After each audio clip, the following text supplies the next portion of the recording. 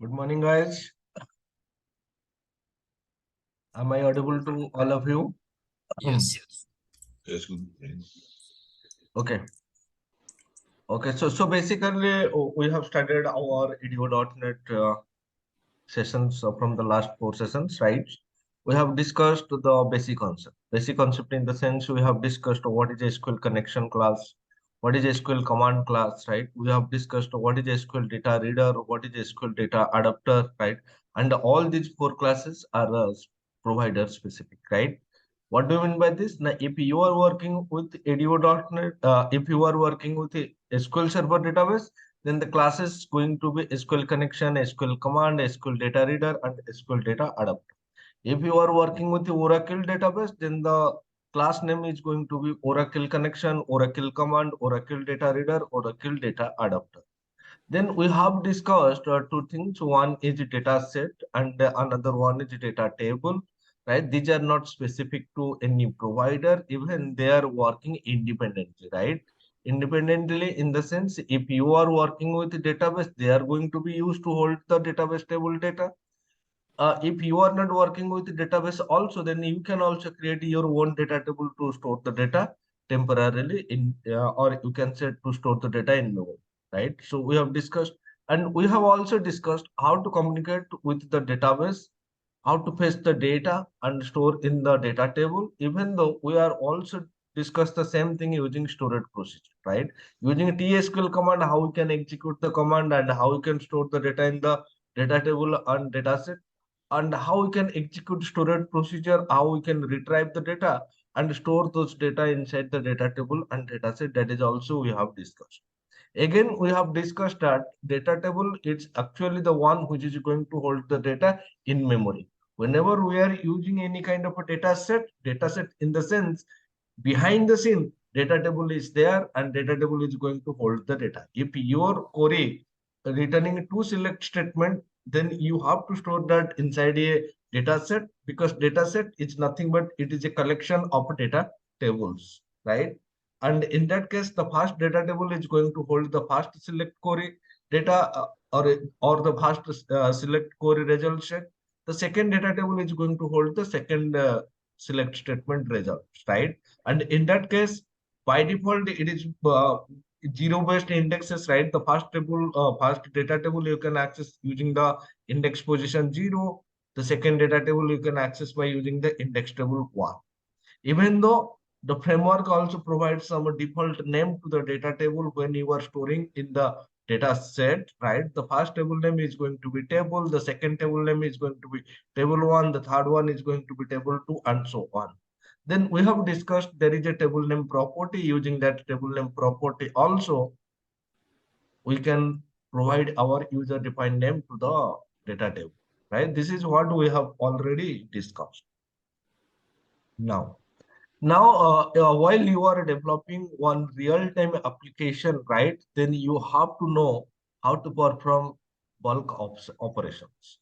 Operations in the sense how you can execute bulk insert, bulk update, and bulk delete statements, right? So in today's session, I'm going to show you different options, right? How you can now perform those bulk insert, update, and delete in from your .NET application, and that should executed or that should affected to the database table, right? So let us try to understand how we can perform the bulk insert and the update using edu.NET. So basically what we will do, right? So we will check if the record does not exist in the database, then we need to insert that record. And if the record exists in the database, right? And if some of the columns are updated, then we need to update the record in the database, right? So how we are going to do this? Now, by using a data table. So we will create one data table which will going to hold some existing record. Few columns are updated in those existing records, right? And that also going to contain some new record, right? And whenever we perform the operation, the new record should be inserted into the database and the existing record should be updated into the database, right? This is what we are going to discuss.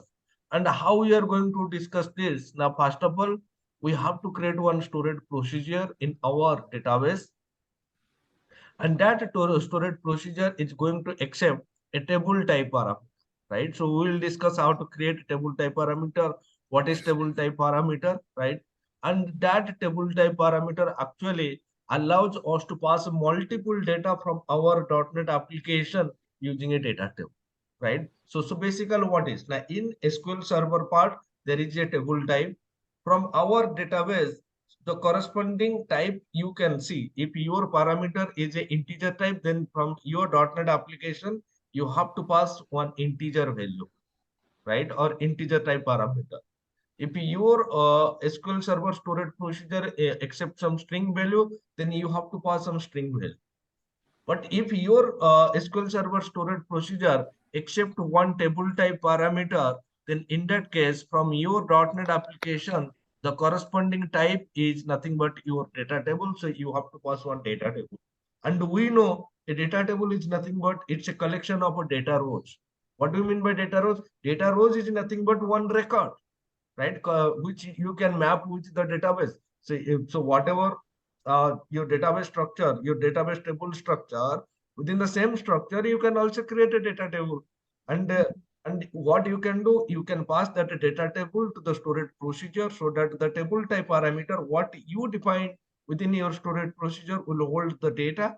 And then by using that table type parameter, you need to check whether I need to perform the insert operation or whether I need to perform the update operation. Again, in the storage procedure, right? Once you receive the table type parameter, there are two options, right? There are two ways.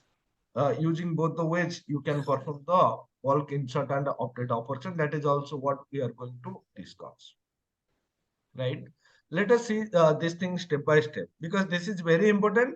And from the performance point of view, this is the best option, right? So let's assume we are having this employee table, which is currently holding only four records, right? ID, name, email, and the mobile, right? Let us first create the database. Let us first create the database table and let us insert these four records into our database, right? So this is my database name is my employee DB. I'm using that employee DB database. Within the employee DB database, I'm creating the employee table by taking four column ID, name, email, and mobile. You can see ID is my primary key column and name, email, and mobile. And I'm inserting four records into the employees table, right? This is my what happened. An explicit database employee DB already exists. Okay, let me first delete the existing one.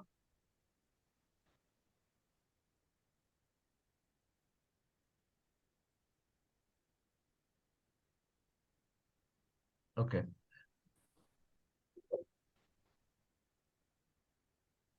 so once you execute this statement, your employee DB is going to be created with the employee table, and that employee table is going to contain four records. Let me show you. Yes, employee database is created. Now you can verify the data, right? So now you can verify the data. Once you execute the query, then you will see the data as expected. So we have created the database table and all these things, right? Now what we are going to do, we are going to perform the bulk insert update operation using a storage procedure, right? And for that purpose, we need to create one table type parameter, and that table type parameter, actually the parameter which is going to accept a table data, right? Table means what? Multiple rows of data. So what is a table type parameter means? According to Microsoft, a table type parameter is a database object in SQL Server, right? So whenever I'm saying database object means physically it is going to be created inside the SQL Server database. Like your storage procedure, storage function, trigger, right? Those are database objects. So it is also going to be a database object. It provides an easy way to pass multiple rows of data from a client application in this case from a .NET application, right? That might be your Windows application, console application, MVC based application, RESTful services, WSAP, any kind of application you take into consideration. From that application, if you want to pass multiple rows of data to the SQL Server database, right?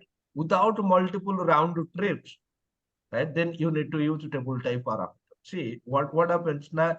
Yeah, suppose I want to execute 10 update statement or 10 insert statement. Then I am having two options, right? I will create the insert statement. I will pass that insert statement to the database.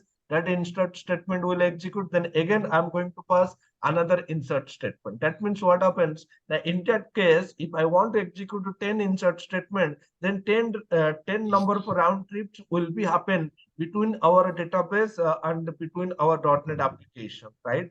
That means if the number of requests is increased, that means it will decrease the overall performance of your application, right? So what exactly it means? It means, see, you are definitely 10 times the statement is going to be executed in the database. That is for sure, right? But what is the problem? The problem is the number of round trips, right? From your network, right? From your database application, it will connect to the database server, execute the statement, again, it will return back. That communication from your .NET application to the database and from database to your .NET application is going to take some time. If the number of a request is more, that means the time is ultimately going to be more, right? So instead of sending the 10 request from your .NET application to the database, it's not it good to send all those 10 insert statement in a single request? That will definitely going to improve your application performance, and that is possible by using your table type parameter, right? Once you create the parameter as table type, then using a single request from our .NET application by using the data table, we can pass the 10 insert statement, right? That is what we want to execute in a single request to the server, right? Once the server receives the data, right, then the server will receive all the 10 inserted data, right? That needs to be inserted, and those inserted data is going to be inserted into the database, right? Similarly, if you want to update, then those updated data, it is not going to send one by one, right? So all updated information will be sent at a single request, which is going to improve your application performance, right? So that basically means what? Now it means our storage procedure should use the table type parameter. And as we discussed, table type parameter is a database object. That means what? That means first of all, we need to create the table type parameter. And once we create the table type parameter, then only we can use that table type parameter inside our storage procedure. See, it is very similar to the structure of a table, right? So you can create the table type parameter very similar to the table, right? In the case of a table, what is the syntax? Create table name, then you have to specify this thing. But in this case, it is not a table, it is a type of table type, right? So the syntax is create type. I'm providing the name as employee type as table name, right, as a table. So this is the syntax of creating a table type. I'm making every column as null because it is not mandatory, right? In the case of a new record, you will not find any ID column, right? Or you might be fine. Then name, email, and mobile, right? So once you created the table type, right? Let me execute. Give me guys 1 minute.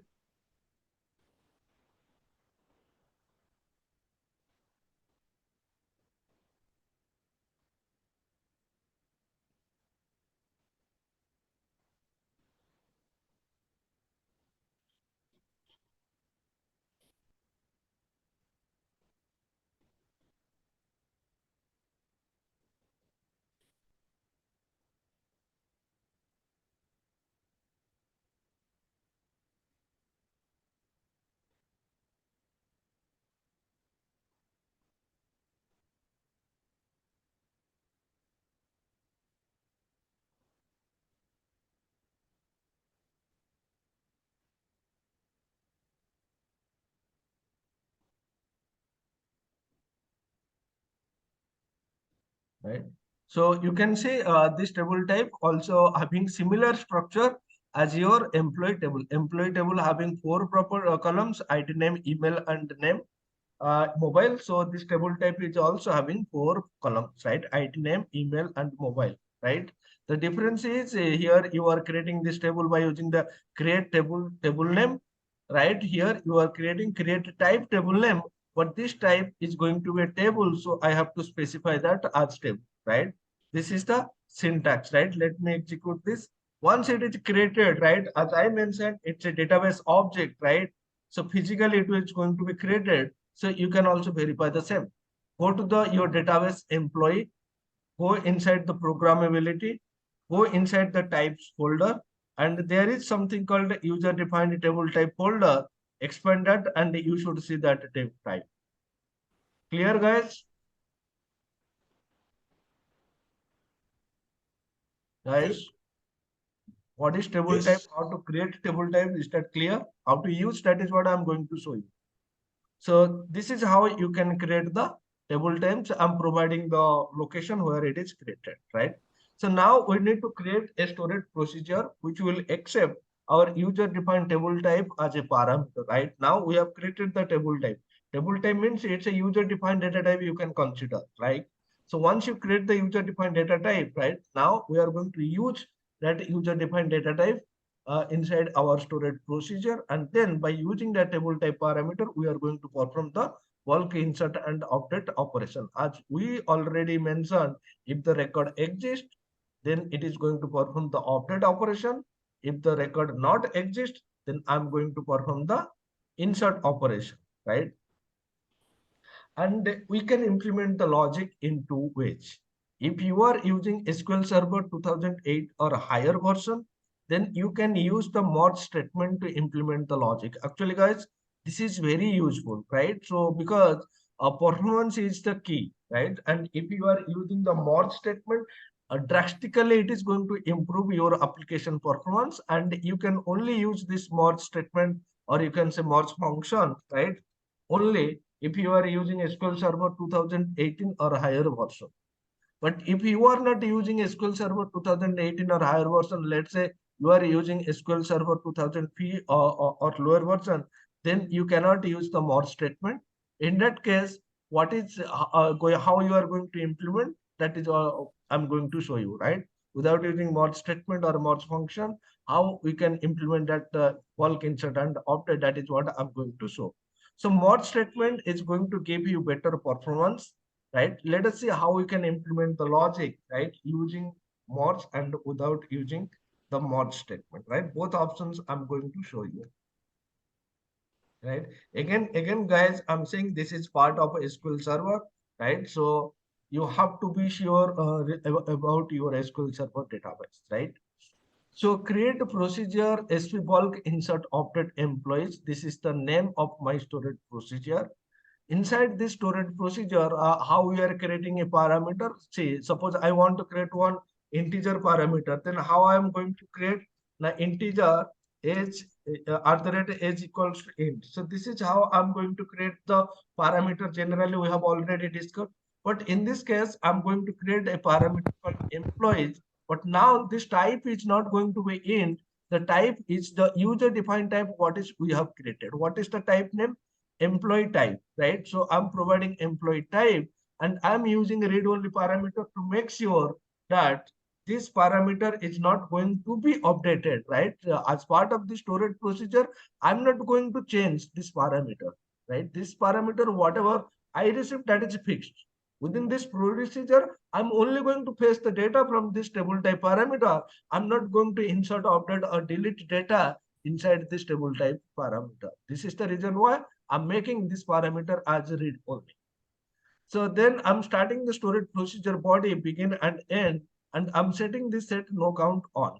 Can anybody tell me what is the meaning of set no count on or off? And this is important, right? If you are developing one performance-based application, then you To have to avoid you it's have to to use avoid the server to be telling you what is happening. I mean exactly. the result of each statement. Exactly. So the if the result or if you want to return the result count, right? How many number of statements are updated, right? The DML operation count, right? Then if you want to return the result, then in that case you need to use set no count on, right? But in this case, I don't want to return the result, right? By default, if you comment, right, then it is going to return the result. You can handle that result from your UI, right, application, but that is not required, because if I set this value to on, it is going to degrade my application performance, right? So you have to set this, set no count on. Then I'm going to use the merge statement to perform the bulk insert and update. Whatever statement I have written here, it is going to perform both insert and update operation based on your employee table and the employees table type. See what happens. So we are going to merge two things. One is employee, and we are going to merge this employee with the employees data table. So in this case, this is my actual database employee. I'm merging this employee with employees data type, right? This is my employee data type. And in these two tables, right, in this employee type, there is a column called ID. And in this employee type, there is a column called ID, right? That means in this employee table, there are a few column, right? One of the column is ID, which is currently holding the values 100, 101, 102, and 100, 103, right? Four values are there, right? So it's kind of a join you can consider.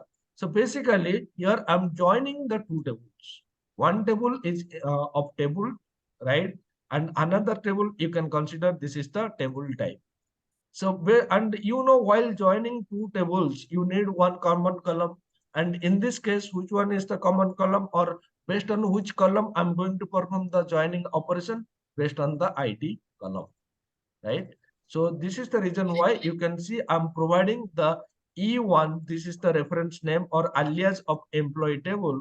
E1.id equals to E2.id. This is, you can consider a simple join, but here I'm actually using the merge, right? And when matched means, suppose one of the ID you pass one data table, or in that data table one of the employee whose ID is 101. Is that 101 ID available in my actual table? Yes, 101 ID is available. That means it's a matched. If the ID is available, then what do you need to do? You need to update the data, right? Whatever data you are providing as part of that ID, you need to take the name, email, mobile, and you need to update, right? What you need to update? You need to update the actual table, right?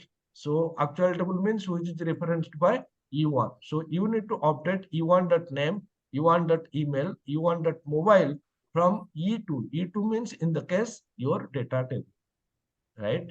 Once, and this update operation is going to be performed when there is a match. For example, in your data table, one ID is there whose value is 105. Is that 105 is available in your actual data in your actual table? No, it is not available.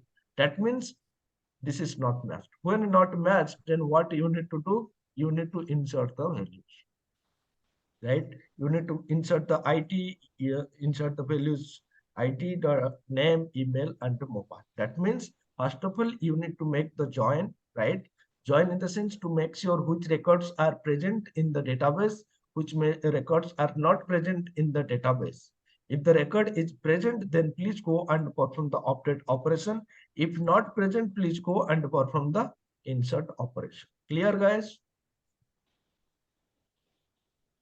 One question. So the employees parameter is gonna hold all the records you're sending to the server, all of them. Exactly. So employees parameter means it's a type of table. Means you can consider it's a user-defined type. User-defined type means you see what is a class? Integer, character, float, boolean, double. Those are a data type. Those are going to hold the data. But if you want to create one type, then you need to create a class. As part of class, you can define the properties. Those properties are going to actually hold the data. It is similar to the same thing. It's a user-defined data type. Inside this user-defined data type, you need to define the properties or column which is going to hold the data. And in this case, it is going to hold the data in a tabular format. Why? Because it's a table type. And in this case, also it is going to hold the data. So the way the employee table holding the data, in the same way, this table type parameter is also going to hold the data. And this is the reason why I'm using this parameter here. So it is going to hold multiple records at a time. Clear? Okay. Yeah, clear. So in your .NET application, you form the parameter, putting all the records in there and sending it at once to the server. Exactly, exactly. Okay. Okay, thanks.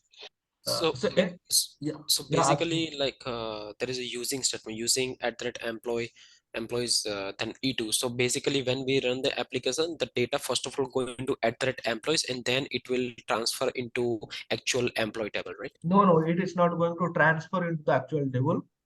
So from this employee table is holding these four records, right? Yes. And this employees parameter what we have defined is this you can consider also it's a table, right? It's a Hmm, different table, right? This hmm, different table might be hold one record, might be hold 100 records, right? Then what I'm trying to do, I'm merging these two. Merging means in the sense I'm going to you can consider you are going to implement some kind of logic, right? Where you hmm, need to compare which are the records that are available in the employees table as well as in the employee table. For those record, I'm going to perform the update operation, and this update operation is going to update the employee table data. And for those records which are not available in the employee table, which are available in the employees table, right? Those hmm. data from the employees table I need to take, right? You can see e2.id. I'm going to take those values and I'm going to insert those values into the employee table. Yes, but basically, like don't go on my words. Basically, like we are transferring data, or like we can say copying the data from at the rate employees means E2 to E1, right? Exactly. And in E2 we are getting data from the C# application when we run the Exactly. application. Exactly. Okay, got it. So this is the input parameter, right? I have not mentioned any out keyword. So input parameter means it will bring data from outside to the storage procedure, right? So let me create the storage procedure. Okay, so once you execute, right, you can also verify the storage procedure inside the storage procedure folder. You can see that storage procedure, right? But this merge function. It is actually a beautiful function which is going to improve your overall application performance, right? But people don't know how to use merge function, and the people are blindly using the joining, right? What is next I'm going to show? They are not using the set no count on. So guys, whenever you are going to perform a bulk operation, always trying to use this merge statement and always use this set no count on. But you can use only this option when you are working with SQL Server. Which version? SQL Server 2000. You can say 8 or above, right? Currently, I'm using SQL Server 15, right? 2015. So I can use this one. But if you are stuck with what you can say, if you are stuck with the SQL Server 2005 or any lower version, then this merge statement is not going to work, right? If this merge statement is not going to work, then how you are going to perform the operation, right? For that case, you have to do this thing manually, right? How you are going to do? First of all, you need to set the no count on, right? Then update existing record, right? So in this case, I'm going to perform the inner join. So what do you mean by inner join? Can anybody tell me? Basically, like inner means like a common between two tables, the data Exactly, like. exactly. The data, the ID. So in this case, I'm performing the inner join based on the ID column, right? So the ID which are present inside this employees data, employees table type, and if those IDs are present in the employees employee table, right? Those are going to be written by the inner join, right? That is the common records which are present, or the records which are available in both the table involved in the join. Those records are going to be retrieved by the inner join, right? So in this case, what I'm trying to do, I'm updating the employee table. I'm setting the data, right? Update employee set name, email, and mobile, and I'm setting these values from the employees table, right? And I'm here updating the data based on the inner join. So this update is going to be fired only for those records, right, which are available in both the employees table type as well as in the employee table, right? And this is the update operation, right? Then what I am going to do, I'm going to do the insert operation. Insert in the sense, basically, you need to insert those records, right, which are not available in the employee table. So what I'm trying to do, insert into employee, select ID, name, email, mobile from employees where ID not in this employee table. So whatever ID you are having in this column, those ID which are not available in the employee column, those ID I need to insert into the employee table. So you should know that this is another option where you can insert the data using insert select statement. Clear? Yes. So in this case, will you? I have found, I don't know if this is right. I mean, in the second part when you're inserting, right? Okay. I found that when you use not in, right, and the destination table is large, that is in this case takes a lot of takes a lot of time. Okay. So what I what I do, I want to know if it's all right with you. What I do is I make a left join. No, left. Say if you are using left join or right join, it would be this is null. Okay. So if you are okay, let me complete. I understand your point. Instead of inner join, you are talking about the left join, right? Okay. So if you are using join, if you are using join, so whether you use left join or right join, the common data will be received or not? No, but if I use the left join, then I use that the is null the ID for the employee table. You see where? Okay. In the where. Okay, I make a left the same that in the upper part. Excuse me, my English is a bit rustic. Okay. No. From employee, you want inner join. You have inner join. I understand. In the lower part, I will use left join on that, but where E1 is which one? E1 is null. E1 ID is null. I understand what you mean to tell, right? That is also possible, right? In that case, what you need to perform two operations, right? You have to first perform the left join, then in the where condition, right? You have to specify those column values whose value is null. Please use those things, right? That is also possible, but in that case, that will take more time. Why? Because first of all, you need to perform the joining, which is going to take time. Again, you are going to use the where condition, which is going to take some time, right? Two different operations you need to implement, right? So basically, you mean to say like this: select this from employees, then you have to use left join, right? Suppose I'm providing this as E1. Right, this is going to be E2, right? Where? On, okay. The left join on. No, left join. Left join on. Left join on. No, I'm not. I'm just forgetting the join, right? I'm just providing the condition where it is.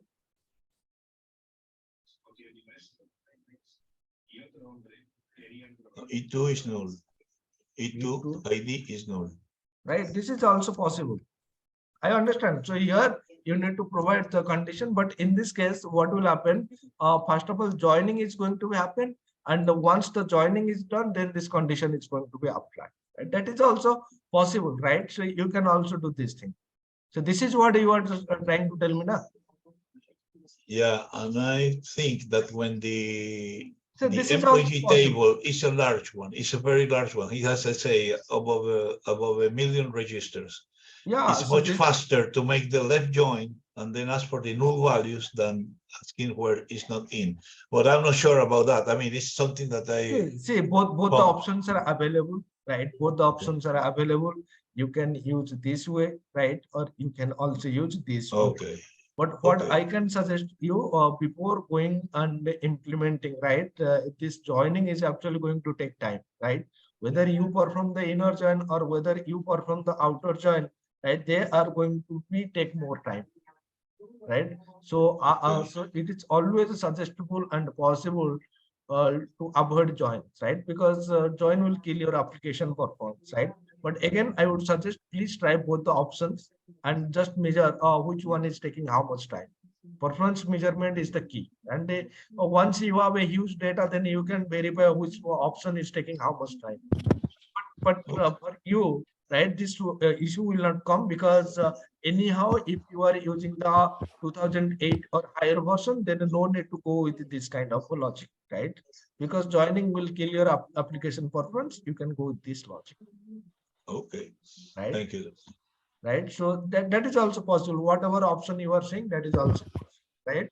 I'm just showing, right, if by any chance, if you are not working with the higher version or 2018, 2008 SQL Server, then you need to write the logic like this. Again, once you write the logic, right, you can see that the storage procedure is going to be created, right? And in both the cases, the parameter is going to be same, right? So once you have created the storage procedure, right, then you need to pass the data table, and you need to perform the bulk insert and the update operation, right? Let me show you this thing, right? So first of all, you need to create the connection string, right? That is, you know what is the connection string and what are the things it requires. So you have to specify the server where the database is located. You have to specify the database name and whatever kind of authentication you are using, that you need to provide. For Windows authentication, you need to provide integrated security. Its value is going to be SSPA or true. For SQL authentication, you have to provide the username and password. Then I'm creating a data table. This is the data table which is going to hold multiple rows of data, and those data we are going to either insert into the employee table or update into the employee table, right? And based on our table structure, we can add different data columns, right? Currently, if you look at our data table, table type parameter, it is having 4 parameters: ID, name, email, and a mobile, right? So what I'm trying to do, I'm creating the same ID, name, email, and mobile parameter, mobile columns, and I'm adding those columns into my employee data table, right? Once I add the data into the, once I add the columns into the employee data table, right, then I can add some records, right? So you can see this is my 102, 101, and 103.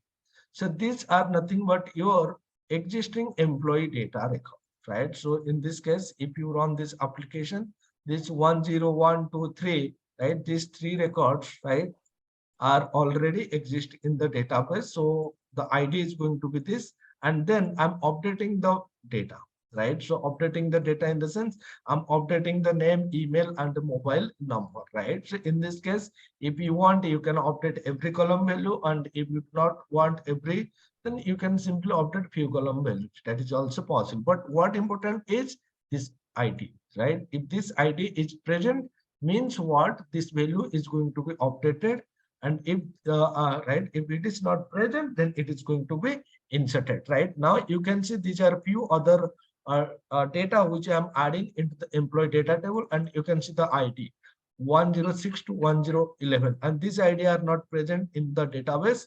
That means this table data, right, these records or these rows are going to be inserted. Clear, guys? Yes. So basically your data table is now ready, right? Now what is my requirement? We need to pass this data table as a parameter to this storage procedure. I'm going to use this option, and you can try also this one. Both are going to work, right? I'm going to pass now this parameter, this table employee. So this employee data table to this storage procedure, and for this employees parameter, right? Now see how. So first of all, you need to create the connection object. While creating the connection object, you need to specify the connection string, which on which database and on which server I'm going to interact, right? So that is going to be specified by the connection string, right? So here I'm creating one command object, and to the command object, I'm providing the storage procedure name and the connection as a 2 parameter, right? What is the storage procedure name? This is SqlBulk insert update employees, right? So I'm providing the storage procedure name, and the second parameter is the connection string, right? And guys, is this a TSQL statement or it's a storage procedure? It's a stored procedure. So storage procedure means by default the command type is going to be text, but it's not a text, it's a storage procedure. So you have to specify that this command type is going to be a storage procedure. Clear? Yes or no? Yes. Yes. Right? And Yeah, then yeah. on the command object, on the parameters collection, I can add with value, right? What is my parameter name? Employees, right? That is my parameter name. And what is the value? Employee data table is the value, right? Once you pass the employee data table for the employee data table for the table type parameter, then you need to open the connection, then you need to execute the query. And in this case, I'm using execute non-query method. Why? Because I'm not interested what is the return. I'm just going to perform the insert and update operations. And we already discussed whenever we are performing the insert and update operations, right?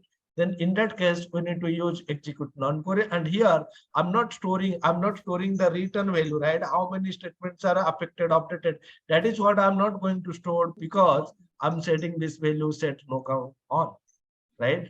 So once you execute this method, right? Once you call this execute non-query, right? This storage procedure will execute this employee data table is going to be sent, and that employee data is going to store inside this employees table.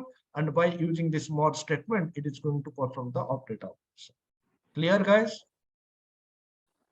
Yes. Any question from anyone? Okay. So let us execute this application and see whether it is affecting or not. Yeah, bulk insert update successful, right? Now this is my original table data. I'm not executing the select query in this case. I'm going to a different tab, right? And in the different tab, I'm going to execute, right? So first of all, you just check the existing record. So 101, it is as it is because we are not updating this data. But you can see record 1, 2, 1, not 1, 1, not 2, 1, not 3, right? Those three records, right? Those three records are updated. This is my original record, Priyanka, Priti, Sambit, and in the updated one, it is APC, PQR, and XYZ. Means these three records are updated. Now, the rest 6 records are inserted as it is. Clear? Guys? Yes, yes. Right. So in this example, right, I have shown you how to fill the data table, right? Manually, I'm doing the everything. Later, once we discuss the file handling, right? At that time, I will show you how to fill the data table with the data or from the data from an Excel or CSV file. Right? Generally, in most of the time, you will not hard code the data like this, right? So what will happen in most of the cases, you are having one Excel file, right, or CSV file from where you need to fill the data table data, right? And in this case, I have hard coded. But going further, once we start discussing the file handling concept, right, at that time, I will show you this thing, right? Instead of hard coding this, I will show you how I can fill the employee data table with the data from the CSV or Excel file. And once you fill the data from the CSV or Excel file, the rest of the things are going to be same. Clear? Yes. Right. Excellent. So this is one of the option, right? But and this is the best option most of the time if you are using storage procedure, right? And before inserting and updating, if you want to do any kind of validation for all these things, then you need to use this one, right? Other storage procedure option is there, right? That you can try by yourself, right? So this storage procedure you can try, and for that purpose, again you need to change some of the data, right? Because you cannot add the same data because the same data is already there, and in that case it is going to perform the update operation. Right now, if I'm going to execute this application with the different storage procedure, every data is going to be updated, nothing is going to be inserted because all these rows are there inside the database table. right? Now, so now if you are working with a .NET application, right, then you might be heard some class or some a particular term that SQL bulk copy, right? People are saying, yeah, you can use SQL bulk copy and you can perform the bulk operation, right? Let us try to understand. See, I'm going to show you different approaches, right? How you are going to perform and what are the things you can do with this things. I mean by using the storage procedure, by using this SQL bulk copy, and also another option is there, that is what also we are going to discuss after some time, right? So let me show you the second option, which is nothing but your SQL bulk copy class, right? So SQL bulk copy class, basically it is going to copy the data from your data table to the database table, right? So basically using SQL bulk copy, you can only perform the insert operation. You cannot perform the update operation or delete operation, nothing you cannot perform, right? Using SQL bulk copy, you can only copy the data from a data table to only SQL Server database, right? You cannot do the operation with different databases, right? If you are working with the SQL Server database, then if you want to copy the data, right? If you want to insert the data from your database to from your data table to a database table, then you can make use of a SQL bulk copy class, and it is only used for insert operations. So let us see these things again with an example. Let me again create the same employee database table, right? Okay, let me delete all these things. Let me delete the database and create a fresh database. Again, guys, see, every time I'm deleting the existing database, right? Don't go with the same database because you might not get the appropriate result, right? Let me run this one.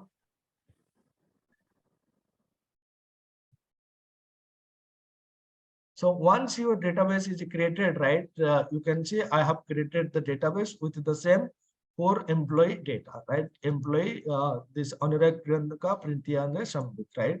This is what you can see. This data I have inserted into the database. Now I'm going to show you how to use bulk insert operations, right? Right. So this is the connection string. This is the employee data table. This employee data table having this data, right? So you cannot perform the update operation, right? So you cannot perform the update operation means you cannot add this data. Why? Because 10123 already available in the database, right? If you go to the employee table, right, then you will see that employee table is already having those records 101, 102, and 103, right? So you cannot add those data into the data table because update operation is not allowed, right? So now what I'm trying to do, I'm adding few records, right? Record means 1056 and 7. So I'm adding these records, and these records are not available in the database table. So these records are going to be inserted into the database, right?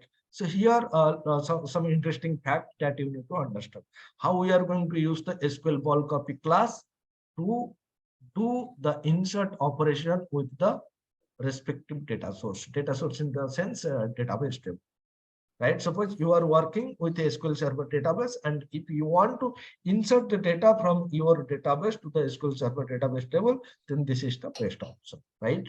So now how to use SQL bulk copy class means you need to create an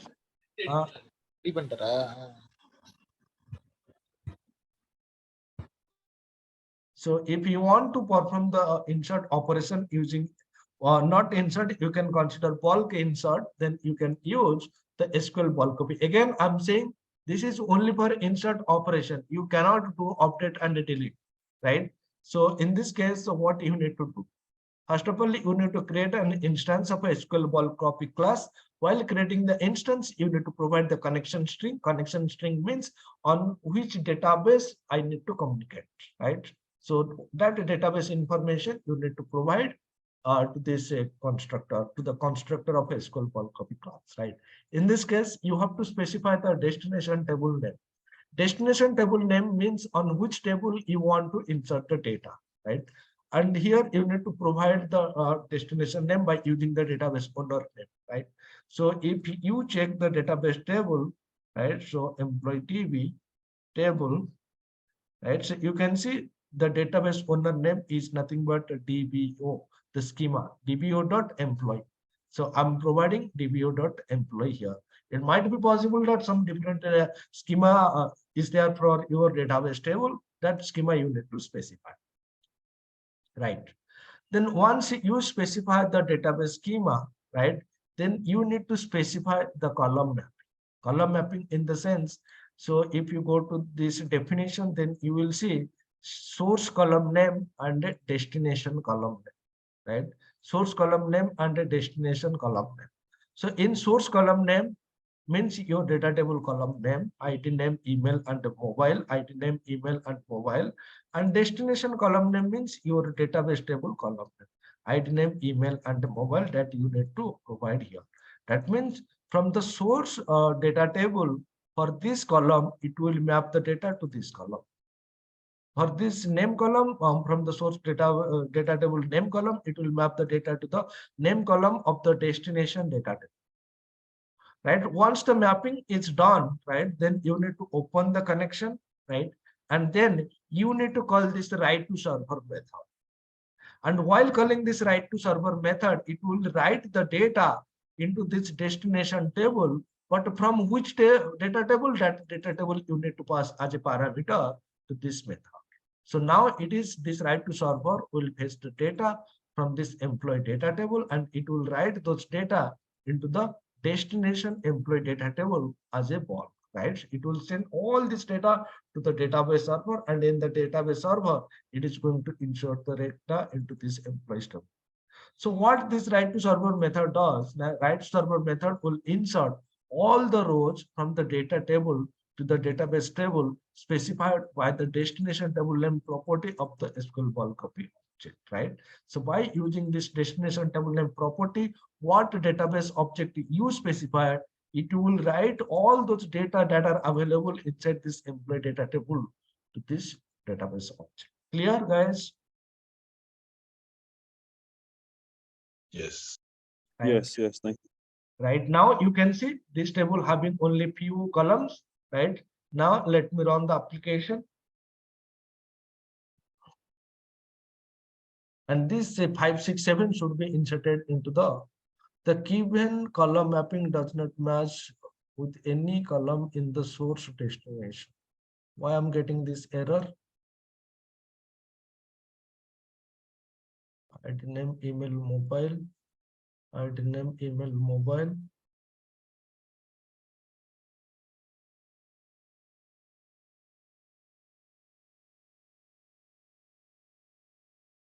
ID name, email, mobile is fine.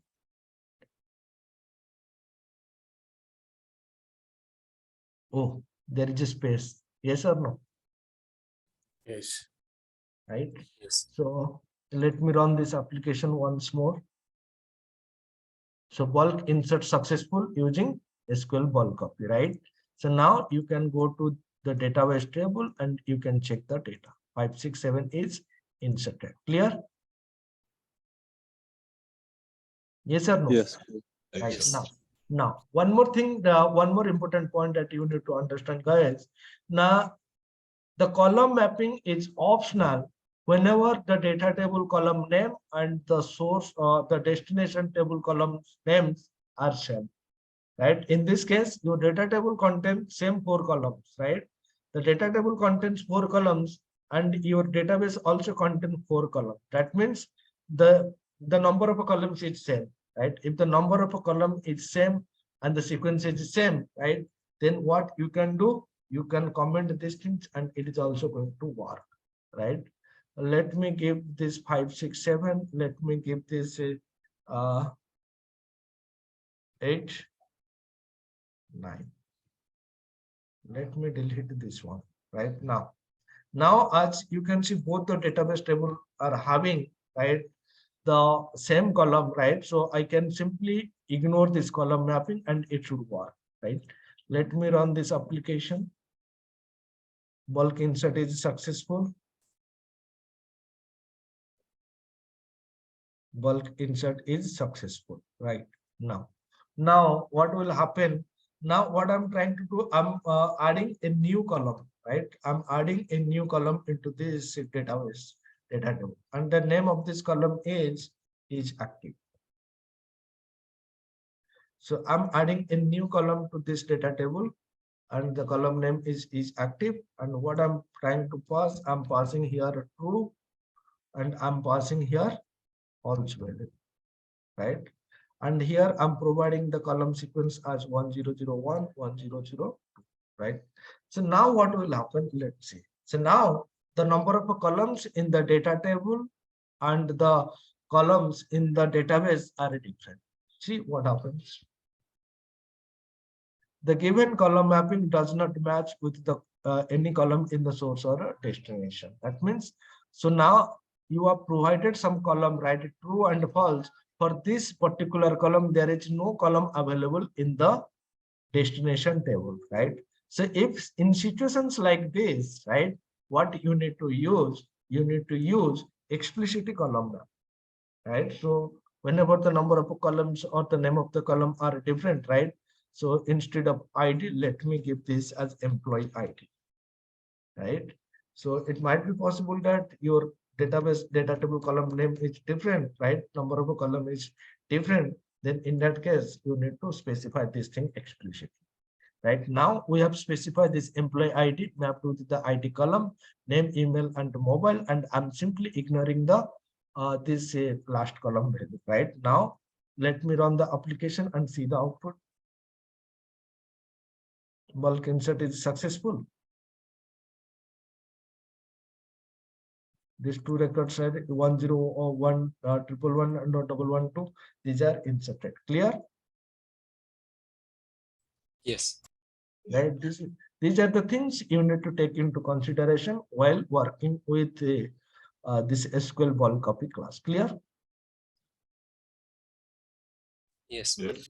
Right. Now another important thing we are going to discuss, right?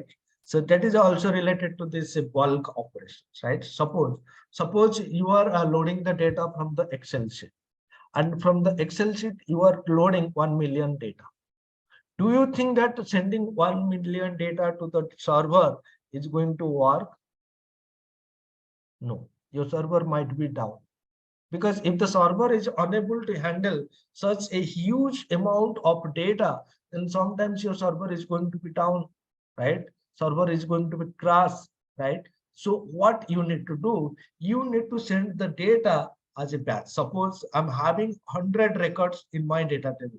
So instead of passing or instead of sending those 100 data at a time, what I can do, I can group that 100 data into 4 batches, right? In each batch, I'm going to send 25 records into the server so that the server can handle those things very effectively, right? That means what? Now, instead of sending, right? So again, it's going to be depend on your scenario. What is the size of data you want to perform at a time, right? If it's going to be very huge, right?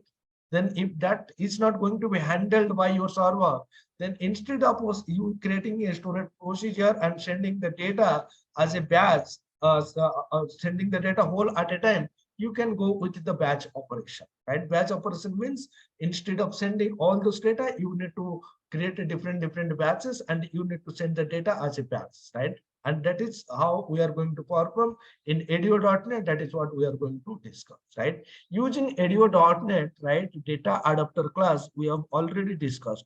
Data adapter is going to work in along with the data set and your data table, right? Data adapter, you know, there is a method called fill, which is basically used to fill the data set and the data table, right? Not only filling the data, but also using this data adapter, we can perform batch insert and delete operations, batch insert, update, and delete operations from a data set or a data table to the server instead of performing the operations one by one or all at a time, right? So if you want to one by one or all at a time, right? Either you are not interested to send the insert, update, delete statement one by one, or you are also not interested to send all those data at a time to the database, right? Instead of what I'm interested, I'm interested in a batch. I'm going to create a batch, and that batch I'm going to send to the database for doing the respective insert, update, and delete operations, right? So batch operation will reduce the number of round trips to the server, which ultimately improve the performance of the application, right? So not only it is going to reduce, it is also going to handle the server down case scenarios, right? If you are sending everything at once, right, then server might get down. If you are sending one by one, then your application performance is going to be down. So we need to make a balance, right? What balance we need to make sure? Now we need to make sure that the server should not be down, and we should not get the bad performance, right? We should get good performance, and we should make sure the server is going to handle the request whatever I'm sending. And for that particular purpose, you need to use batch operations, right? So the SQL Server data provider for SQL, the data provider is SQL client, and for Oracle, the data provider is Oracle client, right? And currently, these two clients, or you can say these two provider supports batch operations, right? Batch update, right? Now, if you are working with the SQL Server database, or you are working with Oracle Server database, then this batch operations, so what I'm going to tell you, you can perform, right? But not for other databases, right? See, again, right? Again, if I'm using this update functionality, batch update, right? If you are working with ADO.NET 1.0, which is nowadays nobody is working, right? Then you cannot perform these things, right? If you are using ADO.NET 1.1, then the operations is going to be done one by one, right? You are not going to perform batch update if you are working with ADO.NET 1, but from ADO.NET 2.0, currently what we are using 2.0, right? Not 2.0, I think ADO.NET 6. The latest entity framework is 6 now. Yeah. So we are using 6, so you can simply use this functionality, what is provided, this batch operation, right? How we are going to do the batch operation, right? So basically, using this data adapter object, there is a property called update batch size, right? Which we can set a positive integer number, right? So a positive integer number, by using that positive integer number, it is going to perform the update operation as a batch. If you set this value to 10, means it is going to send 10 records at a time, right? If you set this value to 0, will cause the data adapter to use the largest batch size that the server can handle, right? And if you set this value to 1, means it is going to perform the operation one by one, right? So there is a property called update batch size, right? And the value indicates what kind of operation you are going to perform, right? So, right, if you are setting this value to 10, means 10 records at a time it is going to process. If you set this value to 1, means what is the largest batch size, the server can handle, right? The server can handle, and this is the default one, and the last one is 0. 0 means what will happen now, one by one. Even though you are going to use a batch update functionality, but if you set the batch size to 0, means one by one. And here 10 records at a time, right? So how to use this property, that is what I'm going to show you. Yeah. Sorry, but okay, when you explained it before, you said it. Sorry. You said that 1 was 1 at a time and 0 was the largest. When you explained it before, I want to know. I want to be sure which is. Okay. Sorry. So 1 means 1 at a time. Absolutely right. And 0 means it is the largest, right? So it's my mistake. So 0 means it is the largest, and 1 means 1 at a time. Now it's fine. So this is just wanted to be sure, because it was sure. It's my okay, mistake. Thanks. Yeah, okay. It's my mistake, right? And then what will happen, right? Now, whenever we are using data adapter, right? So there are different command properties is there. One is update command. Using update command, you can set the update query, There is something called insert command. Using insert command, you need to write the insert query. And there is delete command. Using delete command, you need to write the delete query. And you are having the data table, and each data table having one property called data row, and that data row property, and that data row might be a new data row, might be a updated data row, might be a deleted data row, right?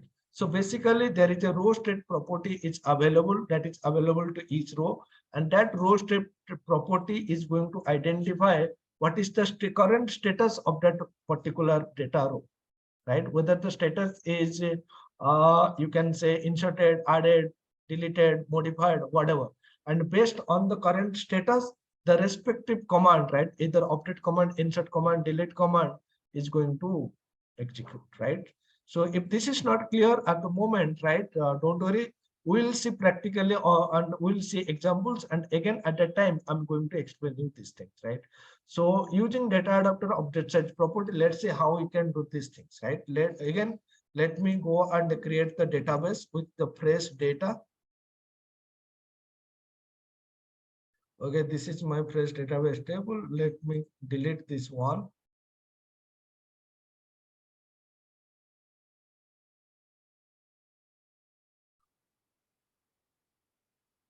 Right.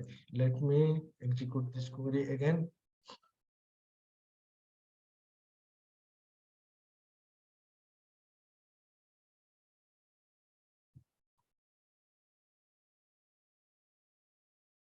Right. So you can see data tables. This is my data in the database table, right?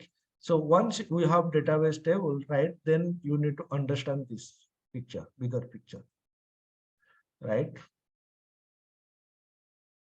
This this is visible to all of you, right? Yes. So basically, we need to follow 6 steps. In order to perform the batch operations, we need to follow 6 steps, right? First of all, you need to create an SQL data adapter instance, right? You know how to create this. Create an instance of SQL data adapter, and this functionality, whatever I'm going to show you, it is only applicable with 2 data provider. One is SQL and another is Oracle. Apart from SQL and Oracle database, you cannot perform this operation with other databases, right? So I'm going to interact with the SQL database, right? SQL Server database. So I'm creating an instance of SQL data adapter, right? Now you need to create one query, right, which is going to perform the insert operation, right? So in this case, you can see insert into employee. I'm providing the column name, email, and mobile. Guys, 1 minute. I have done a little mistake. I need to make this column as identity.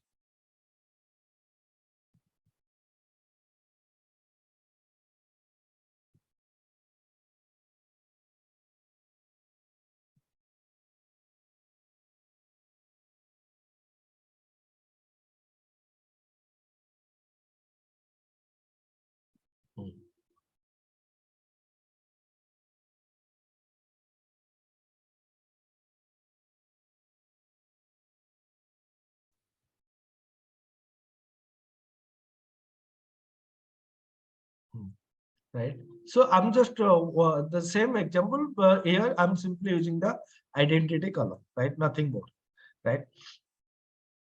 So you can say this is my insert query. Insert into employee, name, email, mobile, and ID is the identity column. For the ID column value, I do not need to pass anything. And values is going to be @name, email, and @mobile. So this is nothing but my parameter. And for this parameter, I need to set the values, right? Then what I'm saying now, once you have created this query, right, this adapter object having 3 different command property. One is insert command, which is where you need to specify the insert query. Another is update command, where you need to specify the update query. Another is delete command, where you need to specify the delete query. So what I'm trying to do is I'm going to show you the example one by one. First insert, then update, then delete, and finally I will give you the example where I'm going to perform all the operations using a single method, right?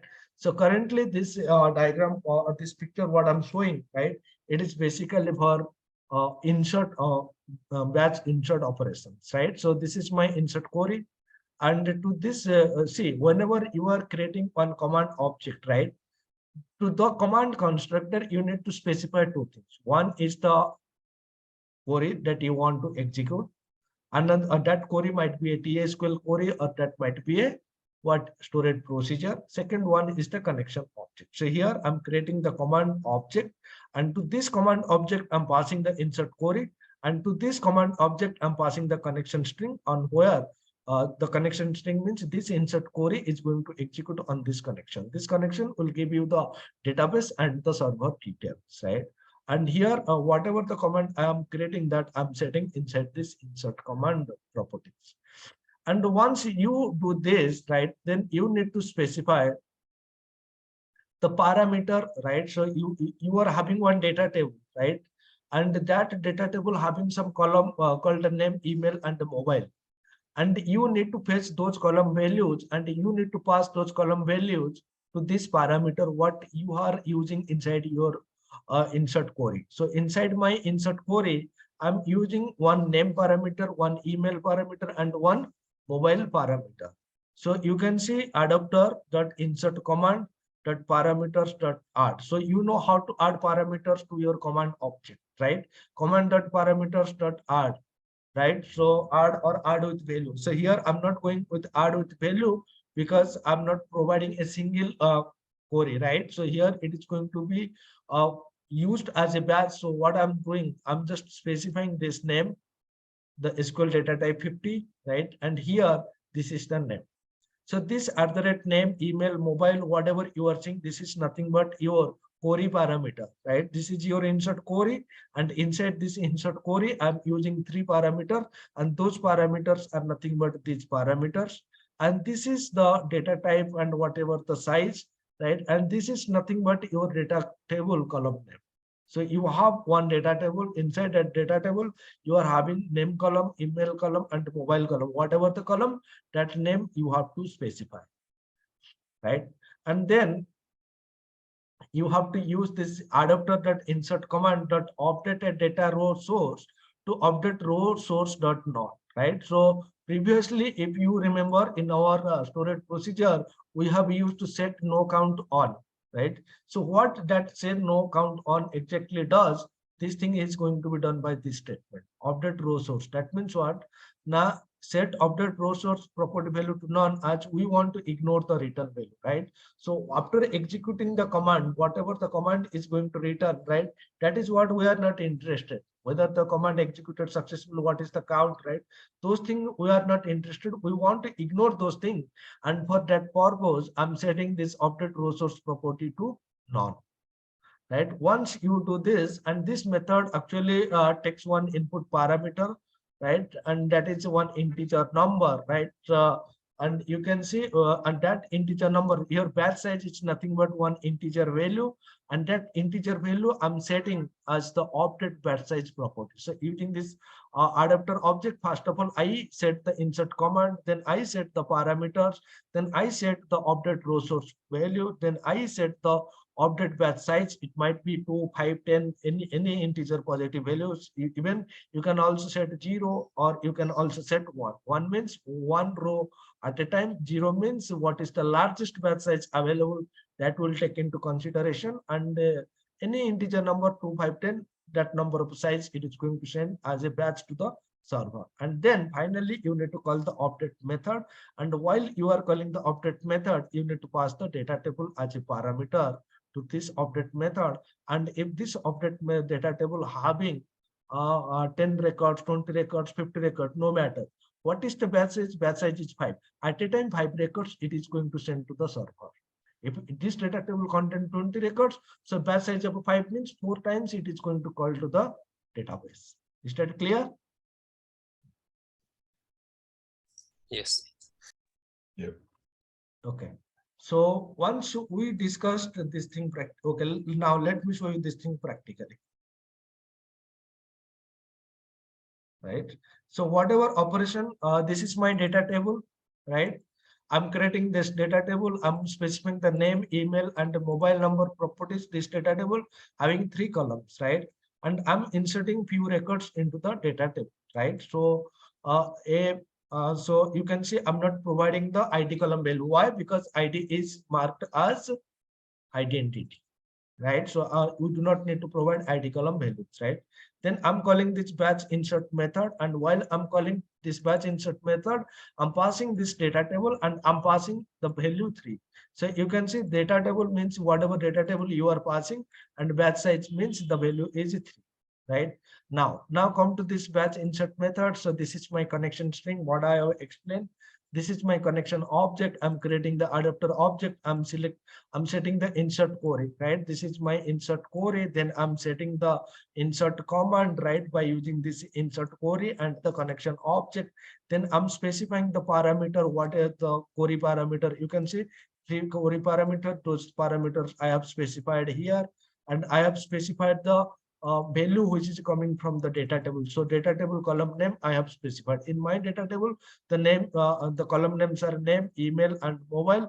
That is what I have specified here, right? And then I have set this update row source property value to none, right? So none means if you go to the definition, then you will see that what exactly this is saying. Any return parameter or rows are ignored. So in this case, you want to return the number of rows affected by the update statement, that is simply going to be ignored, right? Then what I'm using the update batch size. So in this case, batch size, whatever I'm passing 3. So 3 will be set as a parameter to this value, right? For this property, the value is going to be 3, and simply I'm calling the update table method, right? So while I'm calling the update table method, right? So this is going to update the data, right? So in this case, which command is there? Insert command is there. So it will check the data table, right? And it will check the what it will check, right? So for better understanding, what I can say is, okay, what is my data table? This is my data table, right? So for is, right? So I'm using data table dot rows, right? So this is going to be my data row, right? And what I'm using item dot row state. I have told you there is a property called row state, right? And if you go to the definition of row state, right, then you can see this is one enum, right? And go to the enum, right? In this enum, there are 5 values, right? Based on the current row status, it is going to perform the respective operation, right? Currently, we are adding some element. So this is the status is going to be added, right? And whenever it finds a row with the status added, right? So it is going to perform the, it is going to execute the insert command, right? So whatever insert command that is going to be executed, right? If a row with status deleted it found, right, then it is going to execute the delete command. That is what we are going to discuss next. And if a row it is found as modified, means you update that row column value, then it is going to execute the update command. The way we have created the insert command, in the same way we are going to create the update command, the delete command, right? And if a row is detached means what? The row has been created, but it is not part of data row collection.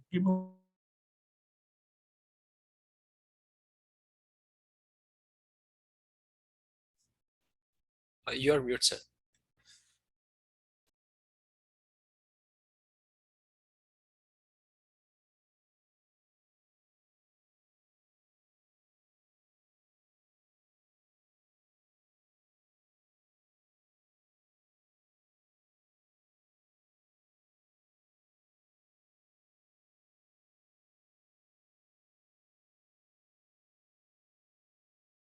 Right?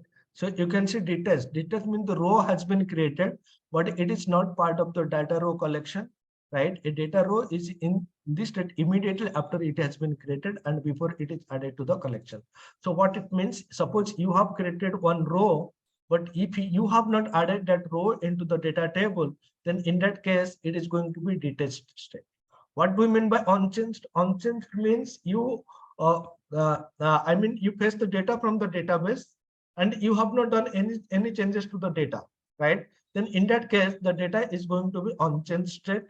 And added means what? That you have created the row and you have added that column, added that row into the data table, but you have not called the accept changes, right? You know what is accept changes, reject changes, we have already discussed, right? Accept changes means once you call this method, the changes will be made permanent to the database. Reject changes means it will going to roll back the changes, right? So, and deleted means if you call this delete row method, right? Delete method on the data row, the status is going to be deleted.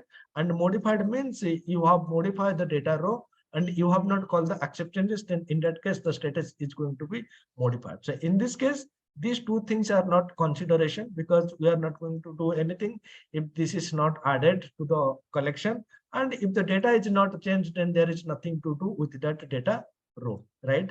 But if you are adding the data, right, into the collection new data, then the status is going to be added. If you are adding, if you are deleting some data, the status is going to be deleted. And if you are modifying the data or updating the data, the status is going to be modified. So in this case, right, the data table what we have created, we are adding some data. So these 6 records or 6 rows, what I'm showing you, the status or the row state is going to be added. So in added, in the case of added, it is going to call the insert command, right? Let me run this application.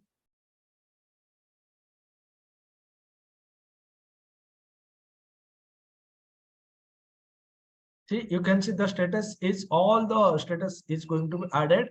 So batch insert with size 3 is successful, right? So now if you go to the employee table and if you verify the data, right, then you will see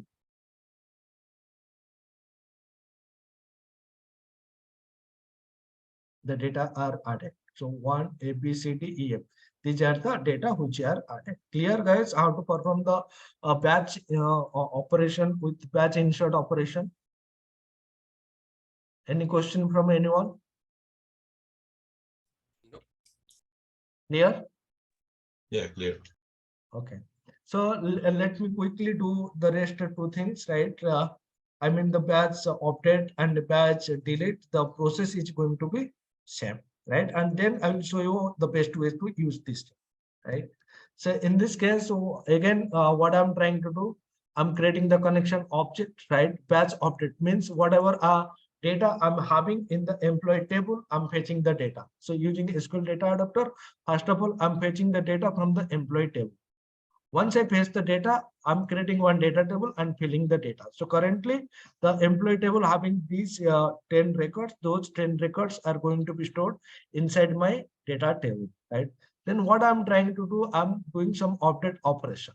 Update employee set name equals to name, email equals to email, mobile equals to mobile, where ID equals to employee ID. So this is the query that we generally use to perform the update operations, right?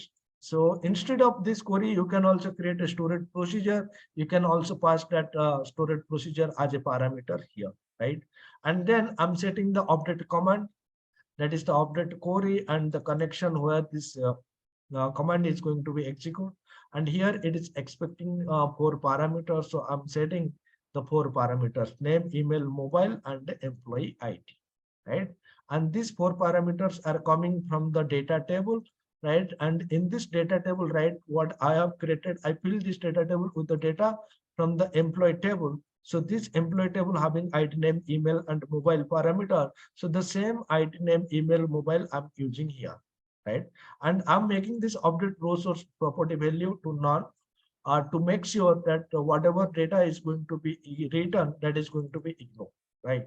Then what I'm doing, now inside this data table, I'm accessing the row 1. And what is the row 1? How you can access by using the index position 0. I access the row 1, and then I have changed the name property. I access the second row by using the row 1 index position, and then I have updated the email value. Then I'm accessing another row, that is row 3, by using the index position 2, and then I'm updating the mobile number. Right now, if you look at this, once these 3 statements are executed, right, that means the row number 1, row number 2, row number 3, these 3 rows data are updated or not? But where? In the database or in the in-memory data table? In memory. In memory, because this is data table. Data table is in memory, right? Once you update these 3 rows, right, then what is your requirement? You need to make sure you need to update these changes to the database as well, but not all at once, but not one by one, but you want to update as a batch. And here you are setting the batch size as 2. So here you need to set the batch size as 2, and you need to execute this data table, right? And in this case, what is the status, right? Let me run the application. Okay, let me show you the status also. So what is the data table? Data table there is going to be data table, right? And this is going to be your data row. Why I'm getting this error? Yes, data table dot rows properties, right? And here you can see the item dot row state. Right, so here you will see only these 3 column status is going to be what? Any suggest what should be the status of the first 3 row? What is the row state? By looking at this definition, can anybody tell me what should be the row state? It's going to be updated. It is going to be modified or deleted or added or unchanged or detached. What should be the state? Modified. Modified. And for the rest all records, what should be the state? Unchanged. Unchanged. Okay. Now let me run the application, and if the status is modified, then it is going to execute the update command, right? Let me run the application.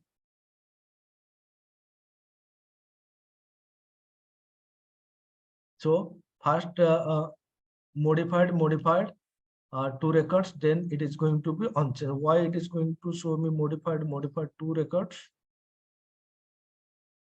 Data row 1, data row 2, data row 3. So I have access 3 rows, right? Row 1, row 0, row 1, row 2. Update batch size 2.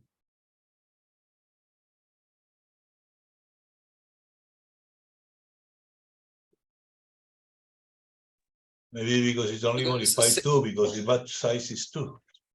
Exactly.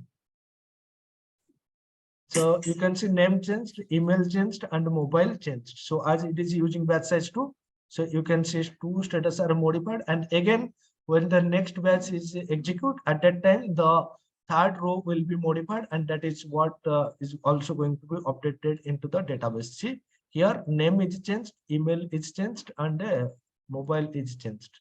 Right? Why this email and mobile of that particular row is going to be changed? Any mistake we have done here?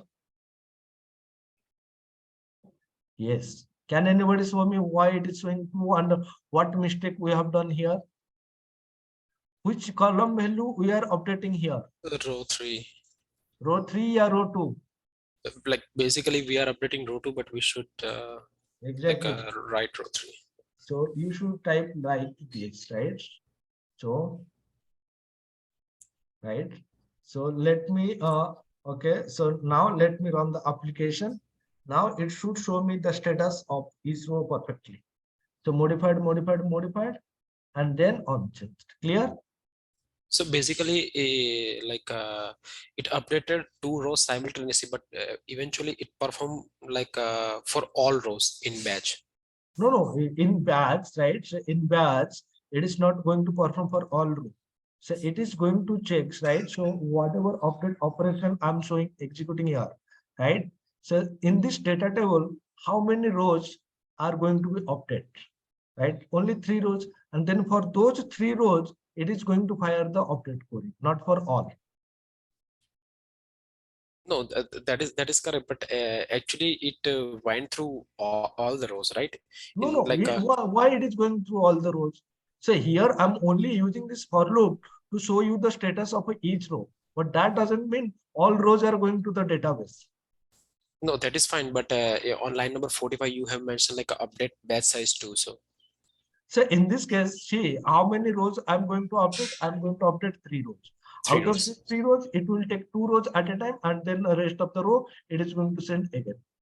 Yeah, so that's what I'm telling. Like first of all, it will take 2 rows and it will change. The next time third and the fourth rows, but only update third row, and it will not update fourth row. So But why 4th row will come into the picture, oh, okay, got it. right? Yeah. Mhm. So based on the row state, right? Is the 4th row state is anything modified, added, or deleted? If modified, then the update query, that is the update command is going to fire. If added, the added command, insert command is going to fire. If deleted, the delete command is going to fire. If it is unchanged, right, or detached, then nothing going to happen with those rows. And Oh, what so is the he, state? So based yeah, on so this row status, the appropriate operation is going to be executed. so here you have performed modified operation on 3 rows, but if we have mentioned like a 2 rows simultaneously, so it will modify one and two in a first like a first pass, and in the second pass it will check. Oh, I have only update third row, so Exactly. my capacity is 2, so I will take only one row, which Exactly, is exactly, okay. exactly. Clear? Yes.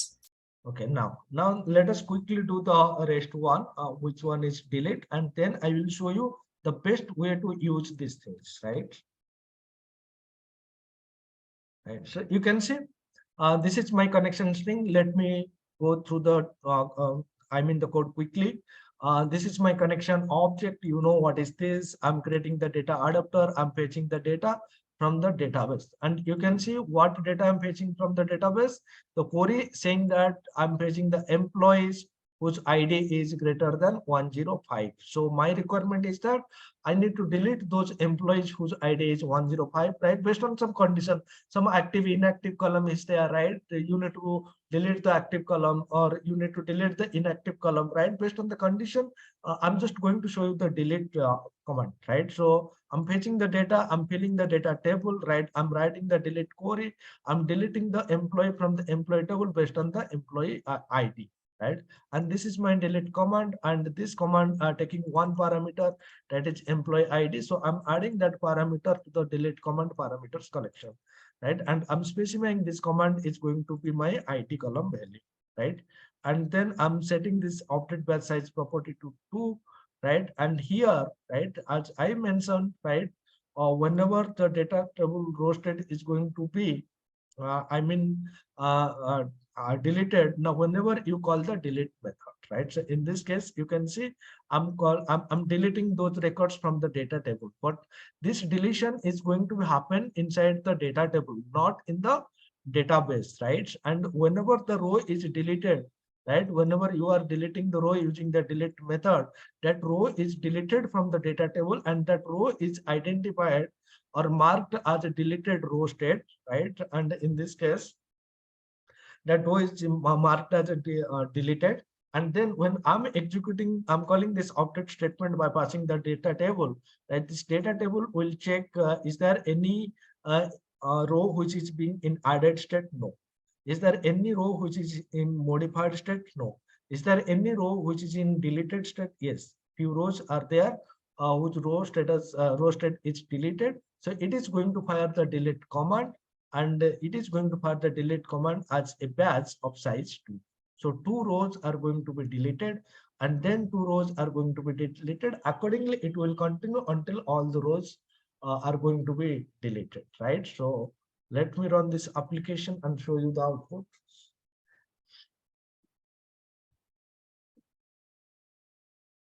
So batch size with size 2 is successful.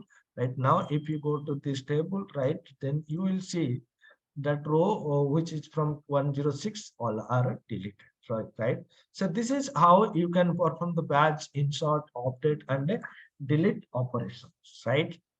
Now so instead of performing the batch operations one by one, so the best and the suitable way is to do all these things in a single method. We have already discussed what is detached, unchanged, added, deleted, and modified, right? And based on the row state property of each data row, either the insert command or the delete command or the uh, update command is going to fire. Let me do one thing. Let me remove, right? Let me truncate the table and added the data again, right? Let me take the database to the previous state. So currently the database table is having these four records, right? Now what I'm going to do is I'm going to use the single update statement, right? And that single update statement is going to perform the batch operation, either insert, update, delete as a batch, right?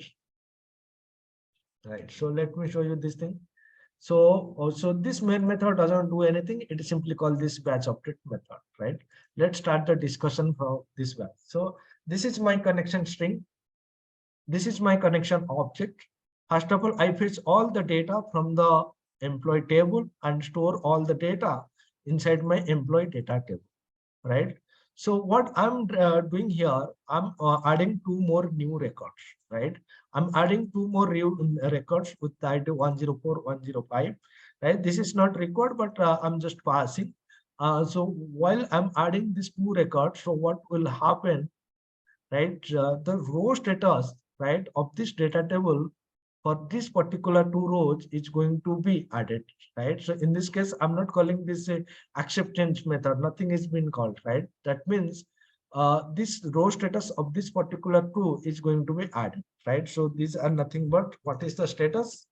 The status row status is going to be added, right? So row status added, and then what I'm trying, I'm creating the insert query. I'm setting the insert command, and I'm setting the query parameters.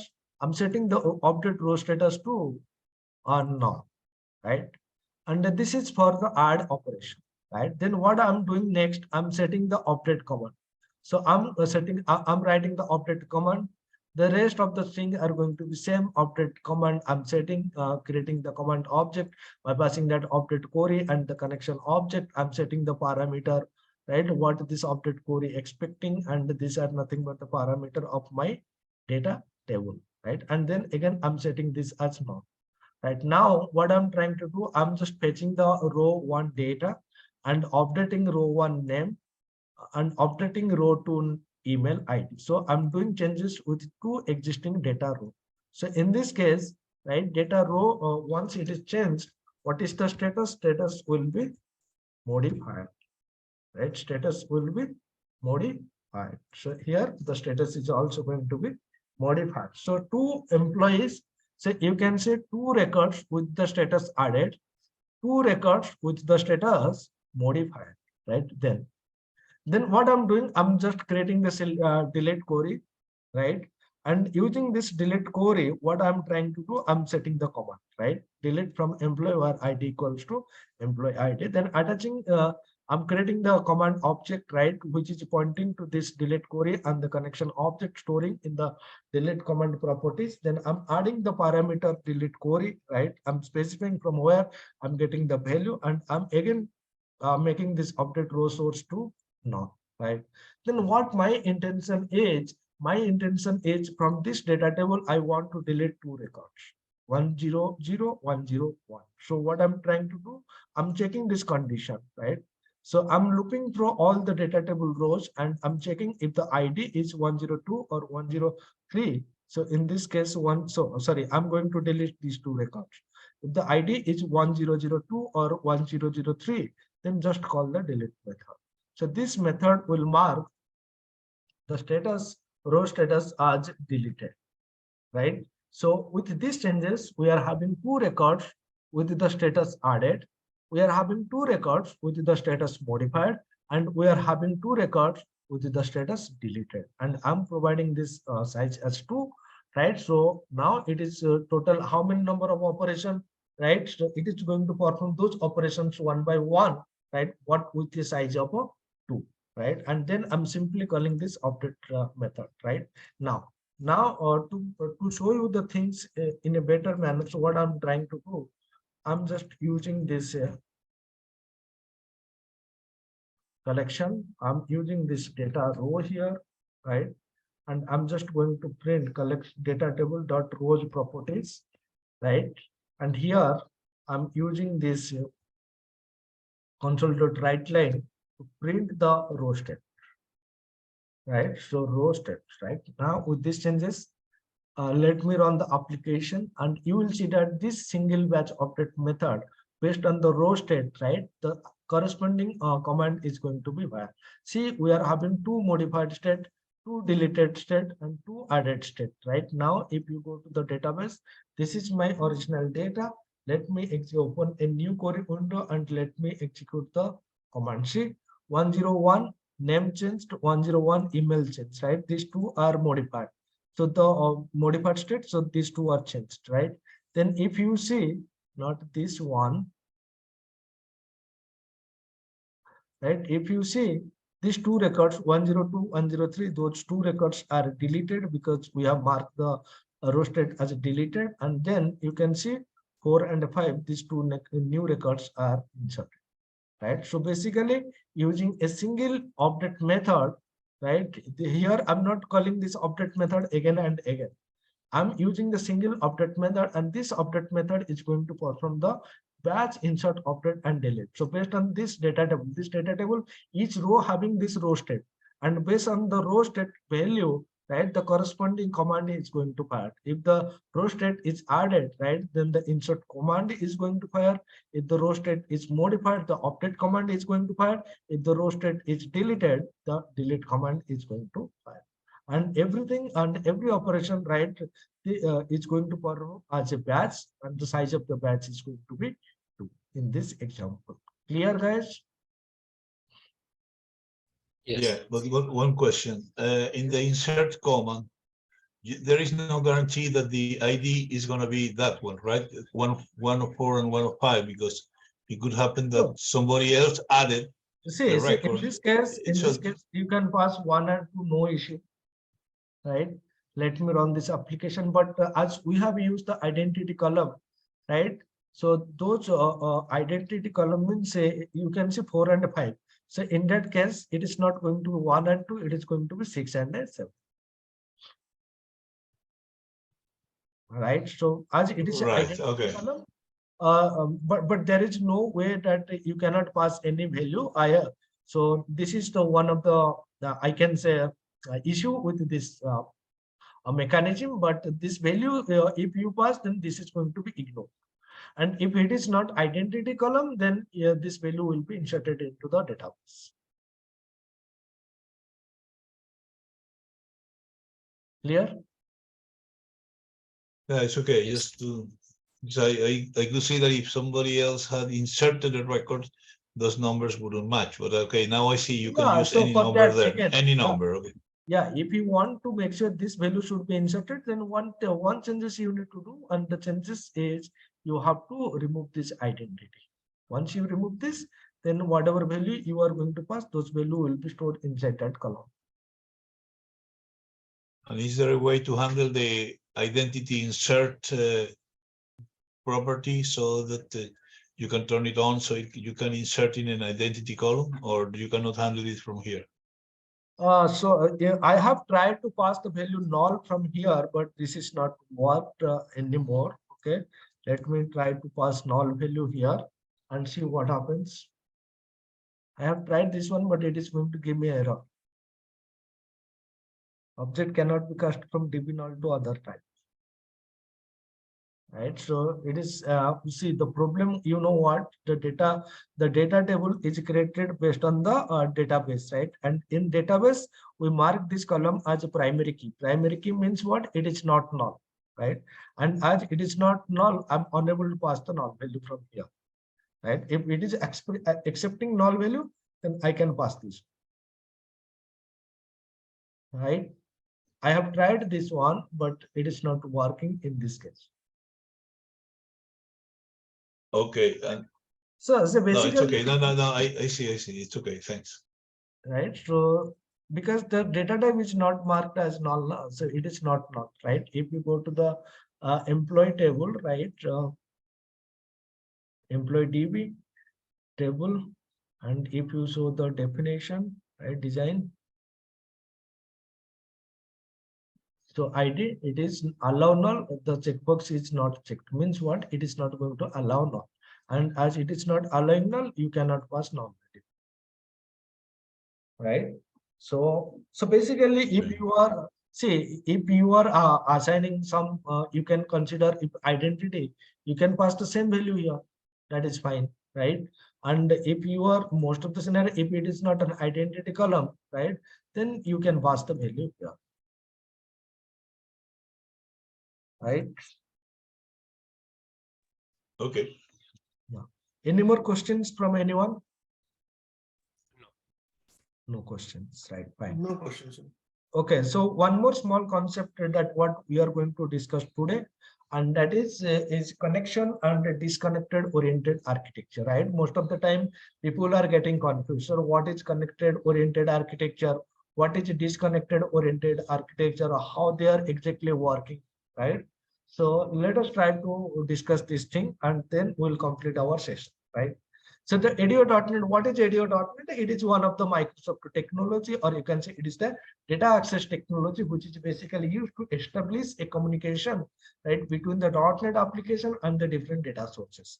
The .NET application might be a console application, WCF, WPF, Windows, MVC, web form, RESTful services, right? Anything data sources can also be anything like SQL Server, Oracle, MySQL, XML, etc., right? And the way, right, so what I'm going to show you, what is the difference between these two architecture. What is connection oriented architecture and what is disconnected oriented architecture, right? Right. So what is connection oriented architecture? So in connection oriented architecture, right, you need to establish, right, the connection on always, right? In order to work with the database, always an open and active connection is required, right? In the case of a connection oriented architecture, always an open and active connection is required in between your .NET application and the database, right? So the example is data reader. See, if you want to fetch the data from the database using a data reader, then the data reader is always required an active and open connection to the database.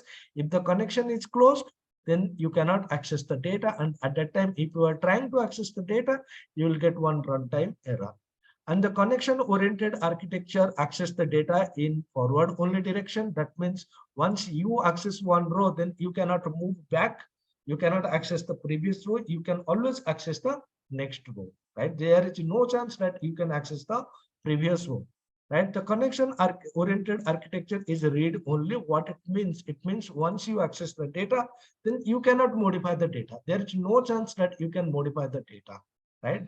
So that means you cannot update, you cannot insert, you cannot delete the data, right? And for connection-oriented architecture, we generally used ADO.NET data adapter class, right? And data adapter object is used to retrieve the data from the database, and it also ensures that an open and active connection should be there while accessing the data. And the architecture, you can see .NET application trying to access the data from the database. One open and active connection is always required, right? If the connection is closed, then you cannot access the data, right? So let me show you the example, right? We are going to use the same employee DB. I'm not going to create this thing. Already we are having the employee database, right?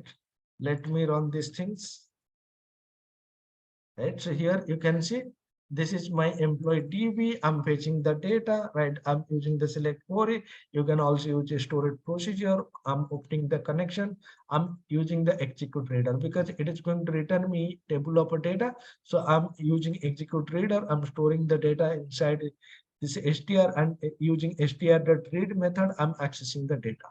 And this SDR, right, this data reader is work in connection oriented architecture, means it always require an active and open connection while accessing the data from the database. Now, if you run this application, you will get the data as expected, right? Those data which are there in the database, right, those you can see, right? So this is my data that is stored in the database right now. Now, what happens now? I'm going to, after fetching the first record, right? I'm going to close the connection, right? So by default, the connection is closed here, right? But automatically, what I'm trying to, what I'm doing, I'm closing the connection here. Now, the connection is not going to close here automatically. The connection here is going to be closed manually, right? So what will happen after reading the first record? Then it closed the connection is being closed, and then you are trying to read the data, right? Then in that case, you will get one exception, right? That exception also that reader is closed, right? So you can see exception occurred, invalid attempt to call the read method when the reader is closed. So connection closed means this data reader is closed, and data reader is closed means you cannot access this read method. Right? This is how you need to work with the connection-oriented architecture. One active and open connection is always required, and this is mandatory. And if the connection is required, then you cannot access the data. And in this case, there is no chance, right? So if you are trying to write, so you cannot modify the data. You cannot delete the data. See, I'm trying to modify the data. I'm trying to modify with the data with some value. See what happens.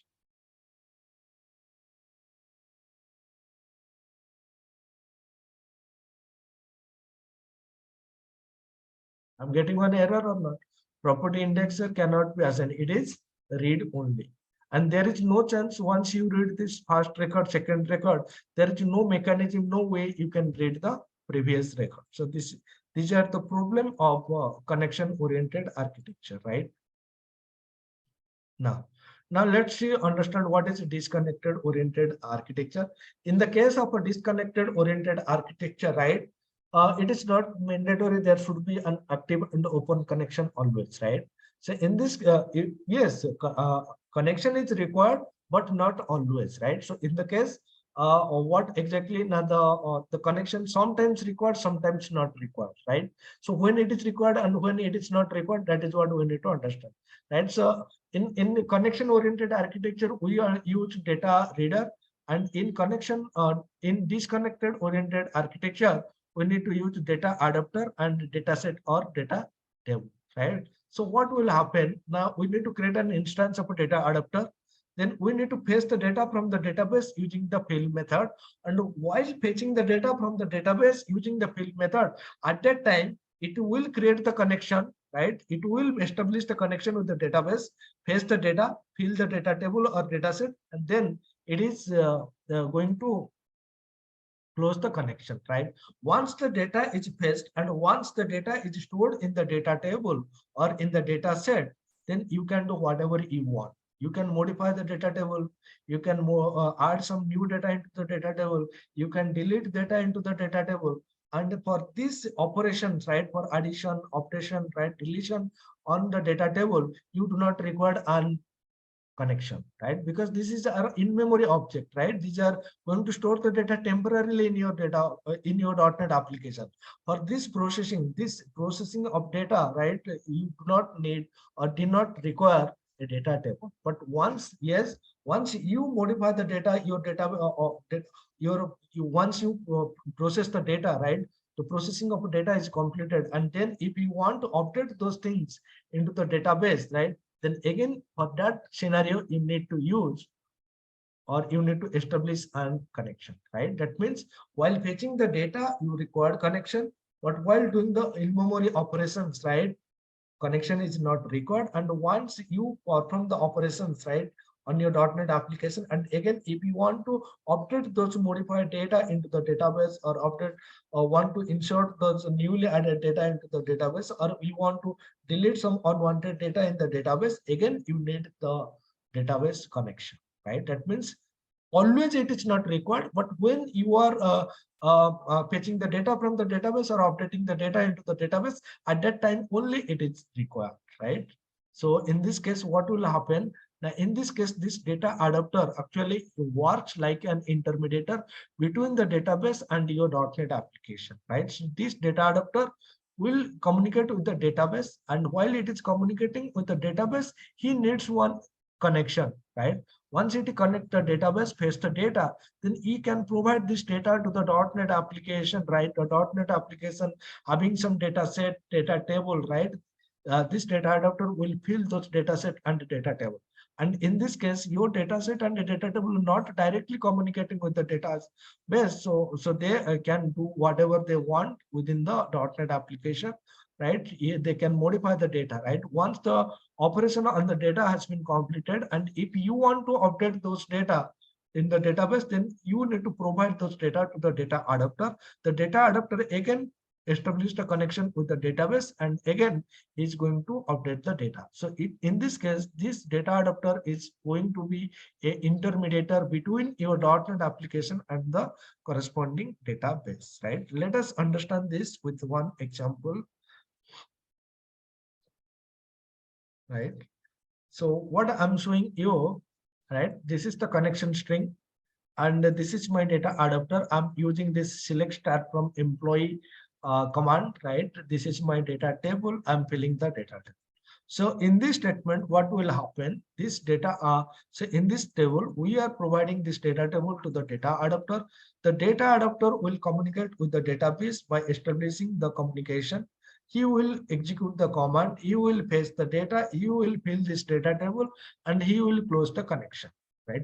Once the connection is closed, that means the now at this statement, right? Once this statement is executed, there is no link or there is no communication link between your .NET application and the database. But you have already the data in the data table, right? Now, what I'm trying to do, I'm creating the update command, right? You can see this is the example which we have already discussed. I'm just going to, if some modification is done, right? And later, if I want to update that modification in the database, for that I need the, now what you can say, I need the SQL. We need the communication, we need the connection object, but for not now, right? So I'm preparing this thing, right? Once you paste the data, right, then you can modify the data in memory, right? So here you can see I'm modifying the data row number 1, row number 2, and row number 3, right? So modification is done, row 1, row 2, row 3, right? And at this point, this application, you are processing the data, and for processing these things, you do not require a connection, right? But once, yes, and whenever our processing is done, and if you want to modify, if you want to make sure these changes should be reflected in the database, then you need to provide these changes to the data adapter. And how we are providing? We are just providing this data table to the update method, right? So in this case, you can see I'm providing this update data table to the data adapter. Now the data adapter will communicate with the database and modify the updation, right? Now this data table or data is going to be updated in the database, and this responsibility is going to be handled by the adapter, right? Now, if you run the application, right, then you will see the changes are as expected in the database, right? So updated data saved into the database, right? So we have already discussed these things, right? So now we have already discussed data reader. We have already discussed data adapter, right? If you are working with the data reader, means it is connection oriented architecture. And if you are working with the data reader, means it is disconnected oriented architecture, right? Now in the interview, right, they are asking one famous question: what is the difference between connection oriented architecture and disconnected oriented architecture? The difference is that it is connection oriented data access architecture. It means always an active and open connection is required. In the case of a disconnected oriented architecture, always an active and open connection is not required. Using data reader object, we can implement this, and using data adapter and dataset and data table, we can implement a disconnected oriented architecture, right? Connection oriented architecture can hold the data of a single table, right? Using str, it is not possible to hold multiple table data, but using data set and data, right? So in disconnected, it is possible to hold a single table, no doubt about it, but you can also store multiple table data. If you are query returning two select statement, then you can use a data set, and inside data set, two data table is going to hold two different select statement data, right? And in the case of a connection oriented architecture, the data in forward only and read only manner. Means you can read the data one by one. Once you read the first record, then you can only read the second record. Once you read the second record, you can read the third record. But there is no chance that from second row, you can go to the previous record, right? And again, this is the read-only manner, means you cannot perform the insert, update, delete operations. But in the case of ADO.NET, as you can see here, I can directly access any row. I can access the first row. I can access the second row. After accessing second row, if again I can access the first row, this is possible. And even the updation is possible. That is what it means. It means it is not read only. So you can update the data. Using data reader, we cannot persist the data in the database, right? If you are using data reader, there is no chance you can add some data to the database. You can modify the data in the database. You can delete the data into the database. But using this data adapter, right, we can persist the data, right? We can persist a data set or data table data into the database. Clear, guys? Yes. Yes. Is there a batch parameter for the data adapter, batch size parameter? For Batch size the for data adapter? batch size for data adapter. Is there a parameter batch size? I mean, when you do the fill command, it will bring everything at once, or it will have batches. You can have batches. See, in this case, I'm using adapter, right? If I'm not Right. setting the adapter dot batch size, right? There is a parameter batch size, na? Adapter dot batch size, update batch size, right? So in this case, Okay. in this Okay. case, this batch size is going to go to the definition, and you will see what is this get or set the number of rows that are processed in each round trip to the server, right? We have Okay. already Okay. used. And if I'm you setting this value to 1, means what? Only one record will be go. If I'm setting this value to 0, means what is the maximum batch size that the server can handle. And if I'm setting 2, means only 2 records will be sent as a batch. So already I have shown this example many times, right? If you look at this previous batch operations, right? So in that case, in each example, I'm using that batch size, updated batch size parameter, Okay. right? So you can see adapter dot update batch size. Oh, it's the same. Right? It's the same. Yeah. Yeah. I missed that. Okay. Thank you.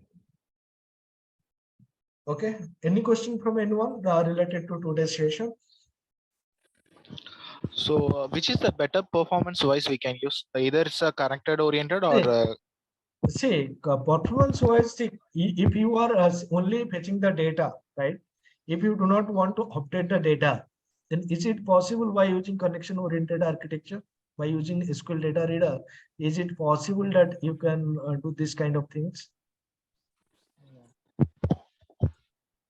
No, it is only possible with disconnected oriented architecture. Right. So basically, connection oriented architecture definitely going to give you performance wise better, but the things are limited. You cannot do these things, right?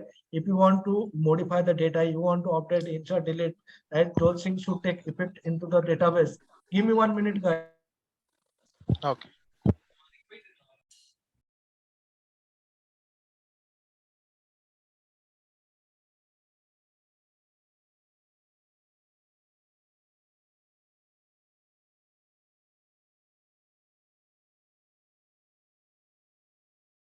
So you can see these things are not possible using SQL. See, I'm showing you the differences, right? This is the reason why you should know what are the things you can do with connection-oriented architecture and what are the things you can do with disconnected-oriented architecture.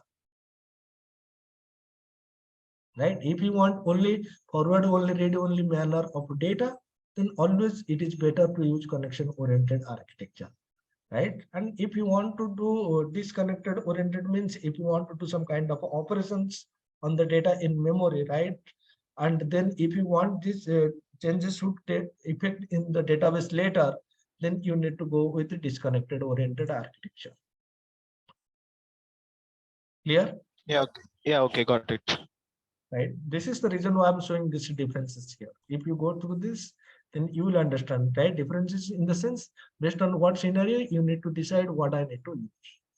Right? If you are fetching multiple table of data, then this is not possible. If your query returning more than one select statement, you cannot store those data using connection-oriented architecture.